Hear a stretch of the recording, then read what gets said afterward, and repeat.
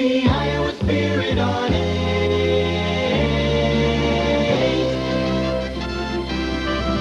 And now from TV-8, where news is #1, Allison Gilman, Steve Oswald, Steve Carlin with weather, and Heidi Soliday Sports. This is TV-8 News.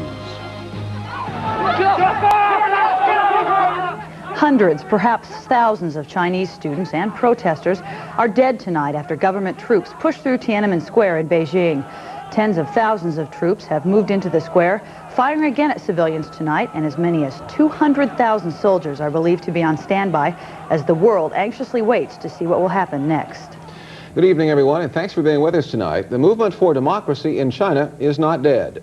Hundreds of thousands of people have returned to the streets to block army troops and cut a bloody path into the square. John Sheehan now reports on the aftermath of that government attack. We'd like to warn you that some of the pictures in this following report are quite graphic. The number of dead will never be truly known. Those in hospitals or homes may be counted, but the Chinese army has also been recovering civilian corpses for quick cremation, concealing the extent of the massacre. A woman weeps over her dead brother, shot down beside her as they walked on a quiet street. Hospital administrators say they have been forbidden to release bodies to relatives for burial. Many of the wounded were bystanders, surprised when the soldiers opened fire indiscriminately. They had always believed that the People's Army would not use force against the people. Today, Beijing is a city enraged. The people call their army fascist and say that the soldiers behaved worse than Nazis. Unarmed civilians have been expressing their anger by setting fire to any military vehicle abandoned or captured. The government acknowledges that 3 soldiers died. At least one was the victim of an angry mob bent on revenge. Soldiers, weary of the unprecedented assault on their own people, rest in the streets, often surrounded by silent, accusing crowds. The earlier time of debating and bantering with the troops is over for the people who for 2 weeks successfully persuaded convoys of soldiers that the pro-democracy students were expressing all the people's distaste at dictatorship and official corruption. Thousands of people took to the streets across the United States today to protest the Chinese crackdown, Iowa being no exception. Hundreds of Iowa State students rallied and marched in protest. They were joined by their school president. TV-8's Jeff Greenwood was at today's ISU demonstration. He tells us now about the students' demands. For the first time since students began gathering at Tiananmen Square weeks ago, Chinese students at Iowa State University banded together and called a rally today on ISU's campus. Among other things, the students here are demanding an end to the current Chinese regime, strong condemnation and action from the United States, and support for the Chinese democratic movement. The students donned black armbands and white flowers, a Chinese custom for mourning a loss. We express to you our grief, our bewilderment, and indeed our anger. It is just such an outrageous thing happening in China. I can't even believe now a so-called the People's Liberation Army, People's Army, is actually shooting their own people. As the group marched through the campus, the crowd continued to grow, reaching 200 people. They chanted as they marched, restating their demands. The crowd had swelled to nearly 300 people by the time they reached downtown Ames. Organizers say this rally is larger than they'd ever hoped for and say it's not their last. They plan to keep the pressure on our government and subsequently their own. In the meantime, many are worried about their friends and families back at their homeland and say they just can't believe all that's happened these last 2 days. Jeff Greenwood, TV-8 News, Ames. Students at the University of Iowa staged a similar protest today. About 350 students took part in the Iowa City demonstration. And while some are protesting the events in Beijing, others are a little worried about what might lie ahead. For instance, the Boone and Scenic Valley Railroad is expecting a Chinese-built locomotive sometime next month. The talk of economic sanctions against China has caused some concern over whether the locomotive will actually be delivered. George Eckstein of Boone has been dealing with the Chinese on that engine and says he can hope that he can steer clear of the diplomatic troubles. We really need to get things moving and thus maybe avoid any complications that might come up with any embargoes or anything like that. I hope there's not going to be any further problem with it. Eckstein says he'll contact the Chinese company tomorrow to find out if he'll have any problems receiving that locomotive. President Bush is condemning the killing in Beijing. The president, arriving back in Washington, D.C. after a weekend trip to his vacation home in Maine, appealed for restraint and negotiation instead of violence. Congressional leaders are turning up the heat on the president, calling on him to cut off military aid to the Chinese government after the government's bloody crackdown. Soviet President Mikhail Gorbachev is dealing with a problem of his own today following an explosion of a gas line. Gorbachev traveled to the site of the devastation today to get a better idea of what happened. Initial reports say a liquefied petroleum gas line running alongside of the Trans-Siberian Railroad exploded just as two passenger trains were passing the area. The Soviet news agency says at least 800 of the 1,200 people on board are still missing. Gorbachev blamed the accident on negligence, but he did not elaborate. Turning to local news now, a 12-year-old East Des Moines boy is hospitalized tonight in serious condition after he was hit by a car while riding his bicycle. Des Moines police say Troy Tilton of 1845 East Capitol Street apparently rode out of an alley and into the approaching car. Tilton was taken to the hospital. Tonight he is suffering from head and internal injuries. Just ahead on the TV-8 News, live at 10, the U.S. Olympic Committee meeting in Des Moines makes its decision. Salt Lake City was chosen today to compete with cities all across the world to hold the 1998 Olympics. Todd Magel will have that story right after this. The whining and dining are over, and the U.S. Olympic Committee meeting in Des Moines has made its big decision. The USOC today chose the American city that will compete with cities around the world to host the 1998 Winter Olympics. TV8's Todd Magel reports on the lucky winner. He also tells us how this selection process has made Des Moines a winner, too. The city to represent the United States in the bid to be host for the 1998 Winter Games will be Salt Lake City. 3 days of intense lobbying by 4 American cities ended this afternoon with the announcement in Des Moines. Salt Lake City defeated Denver, Anchorage, and Reno Tahoe. The capital of Utah will now compete against cities in Japan, Sweden, and Italy for the 1998 Winter Olympics.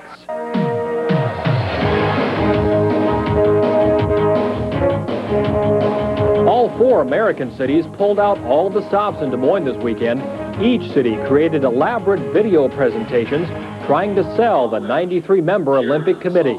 Des Moines attorney Robert Helmick is committee president. I want to point out is that we've got 4 winners here, and it's so hard to pick among them. We kind of grow figure skating champions here in Colorado.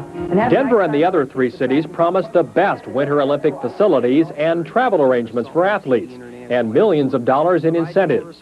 While they were focusing the spotlight on themselves, much of the light reflected on Des Moines with national media coverage. Visitors gave Des Moines high marks. This is a tremendous city. It is a beautiful place. The people are so nice. I think everyone will go away from here with a very good feeling. Of course, Des Moines was only acting as host city to the Executive Olympic Committee. But one committee member said if there was ever a special selection for Skywalk Olympics, Des Moines would win hands down. Todd Magel, TV8 News. Olympic officials from around the world will meet in another 6 months to decide which city will host the 1998 Winter Olympics. Iran has named a successor to the Ayatollah Khomeini, less than a day after the Ayatollah's death in a Tehran hospital. A weeping broadcaster on Iran's official television network informed citizens of the Ayatollah's death this morning. President Ali Khamenei is expected to lead a caretaker government, but Iran is said to be in a state of turmoil. One official said the turmoil is just one example of the Ayatollah's broken promises. Deceived them. They are deceived by Khomeini. He failed spiritually, he failed economically, he failed politically. The Ayatollah died Saturday, 11 days after intestinal surgery. The people of Poland are celebrating a turn toward democracy tonight. Poles voted to elect legislators in Poland's freest balloting in more than 40 years. Early unofficial results indicate the candidates representing the labor union Solidarity are doing well. The elections are the first including opposition candidates in Poland since 1947. More than 73% of Poland's eligible voters took part in today's voting. Officials say results won't be released, though, until Wednesday. A 27-year-old Des Moines man is in critical but stable condition tonight at Mercy Medical Center with a new heart beating in his chest. Doug Hauser received his new heart early this morning after cardiac surgeons removed the Jarvik artificial heart that has kept him alive for the last 3 weeks. Surgeons transplanted a new heart into Hauser last month, but that surgery failed, creating the immediate need for the artificial heart. Hauser is the second man to receive a new donor heart at Mercy after using the Jarvik. 51-year-old Gerald Smith of South Dakota is also recovering from a similar operation. High winds and torrential rains did some pretty major damage this weekend in Columbus, Ohio. During the 2 1/2 hours the storm unleashed its fury, houses were knocked over, trees uprooted, and many Columbus residents were left with an awfully big mess to clean up. Even the local golf course was damaged by the summer storm. Big mess out there. That's right. Luckily, though, no severe weather here in Iowa, at least yet. I guess no real promise of any to come. Not here. Pretty nice day today. It looks like we'll have a pretty nice day tomorrow. In fact, I have a downright spiffy forecast for the next few days. Weather's next.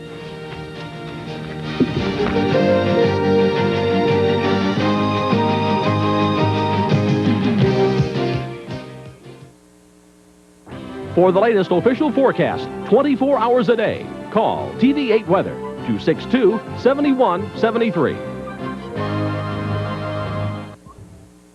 Kind of feel like the Johnny Carson of weather here with these folks out here playing a little putt-putt golf. Here in Des Moines, the people who run this place said they had 500 to 600 people through here today. Very nice day for it. We have a pretty nice evening right now, although we do have cloudy skies. 67 degrees, wind out of the south at 5 miles per hour. Relative humidity is at 52%. Barometric pressure is at 29.97 inches of mercury and on the rise. Temperatures around the state right now are still quite warm. Up in the Mason City and Spencer area, they have clear skies up there, but the clouds increase as you go south. Mason City still reporting in at 71 and Sioux City reporting in at 72 right now. That's after some daytime highs that were just beautiful. Lower to middle 70s for the most part. Mason City did have an 81. Here in Des Moines, we received a high of 76 after starting out the day at 55. If you look at this central Iowa close-up, we've got some even warmer temperatures. 81 over in Jefferson, 83 in Iowa Falls, a very warm 85 in Boone today. High temperatures across the nation. You can see 80s along the eastern seaboard and down along the Gulf Coast and back into Texas. In our neck of the woods, you can see there are the 70s again. Out here in Denver, they only received a high of 55 today. Very chilly, and in the desert southwest, you can see it's quite warm. From outer space at 11 o'clock, just clouds over the eastern 1/2 of Iowa, but by 5 they'd moved in, and by 9 they'd moved in to stay. And as you can see, as we get the frontal features in here, there is a lot of heavy weather going on to our east and our south. A tornado touched down in near Elizabeth, New Jersey this evening. No reports of any injuries or damage associated with that funnel. Some golf ball size hail fell over portions of North Carolina, rain all along the front. Severe thunderstorm watch in effect for portions of southern Arkansas, northern Louisiana, western Mississippi, and southwestern Kentucky until 11 p.m. this evening. And also a severe thunderstorm watch in effect over portions of central and western Oklahoma until 11 o'clock this evening. Rain over the Rockies and out to the west as well. For tomorrow, we'll see that front that's been such a big part of these folks' weather for the last couple of days move further south and east. But what's in our future is this cold front right here. It's a very weak cold front, but it could bring with it a chance of showers by tomorrow afternoon probably. Forecast for Iowa for tonight, we'll see mostly cloudy skies over about the eastern 2/3 of the state. Northwest corner will be about partly cloudy. 20% chance of a shower after midnight in central Iowa and southwest Iowa. About a 40% chance in south central and southeastern Iowa, and low temperatures will be from the lower to upper 50s. For tomorrow, we'll see partly cloudy skies in the northwest 1/2 of Iowa for the most part. 20% chance of an afternoon shower in the northeast, 30% chance of an evening shower in the east central, 40% chance of a shower along the southern border of Iowa. Temperatures will be right around 80 tomorrow. Forecast for Des Moines and central Iowa for tonight, we'll see mostly cloudy skies with a 20% chance of showers, low in the middle 50s with a light and variable wind. Tomorrow, mostly cloudy in the morning, partly sunny in the afternoon. Put those smiles on, high in the upper 70s, wind out of the southeast at 5 to 10. Tomorrow night, mostly clear, low in the upper 50s. Tuesday, mostly sunny, another kind of smiley day, low in the lower to middle 80s. The extended outlook, Wednesday, Thursday, and Friday, fair and warm each day. Highs in the 80s, lows in the 50s on Wednesday, 60s Thursday and Friday. We are just keeping a good thing going with the weather. It gets better and better. It really does. Let's hope we get some rain, too. You bet. Well, later on, we'll take a few days of this nice stuff. Yeah. A smiley day. I like that. Thanks, Steve. Well, the jackpots for the Iowa Lotto and Lotto America will be getting even bigger now since no player won either game last night. The Iowa Lotto will jump to $2.6 million for Wednesday's drawing, and Lotto America will grow to an estimated $9.5 million, and that's just slightly more than my bank account the last time I checked. A lot of people playing before Wednesday. Coming up next, Heidi Soliday with sports. She'll have highlights from the Men's City Golf Tournament and much more, so don't go away.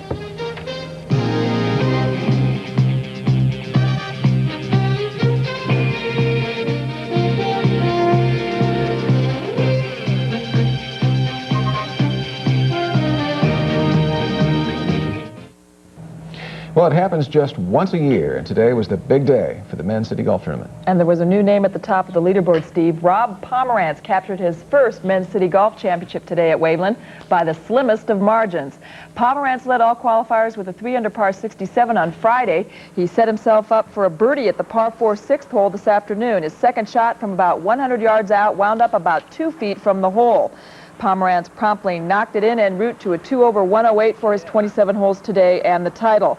Jerry Thornton, who qualified with the 68, looked as if he'd have a tough time getting par on the 8th hole, but Thornton will read the greens quite well and hit a long putt for a birdie. However, Thornton finished well back in the pack. Brent Johnson fared better overall than Thornton.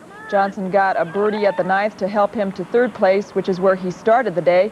Pomerantz's final total was 1 under 175, 1 stroke ahead of John Brown. Thornton was another shot back, and Ron Peterson, Steve Larson, and Chris Vandell all finished at 179. Rather, Johnson was another shot back in 3rd. At the Ottumwa Amateur, Steve Wettrick of Ottumwa took first at 6 under 210. 4 shots up on Moline's David Holmes, Fairfield's Tom Loudon, and Joe Jaspers of Waverly tied for 3rd.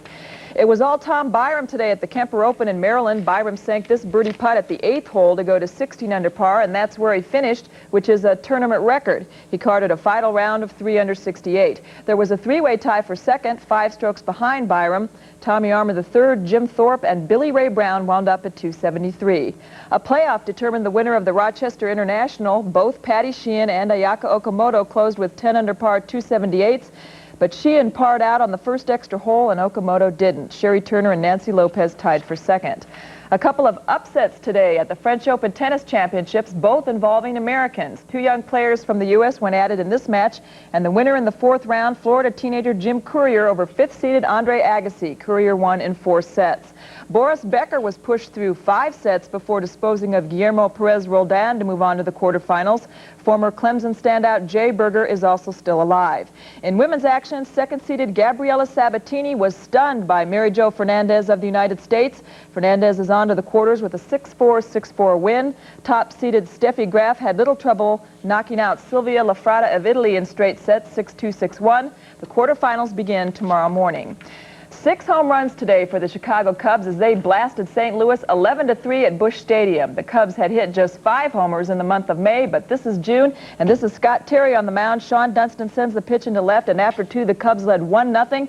Dunston's second Tater of the year. Top of the 3rd, Terry delivers to Ryan Sandberg, and Sandberg's 5th home run makes it 2-0 Cubs. Terry's a glutton for punishment. In the 5th, Dunston lofts another one to left to tie it up at 3, and not long after that, it's Mitch Webster's turn to send Terry's delivery over in right. Cubs on top 5-3. The Cubs scored 4 in the 5th, including another home run, which was another off Terry, another for Sandberg, all the same hit. Cubs over the Cards today 11-3. Elsewhere in the National League, 11 losses in a row for the Phillies. Montreal, the 7-4 winner. The Mets over Pittsburgh 4-3.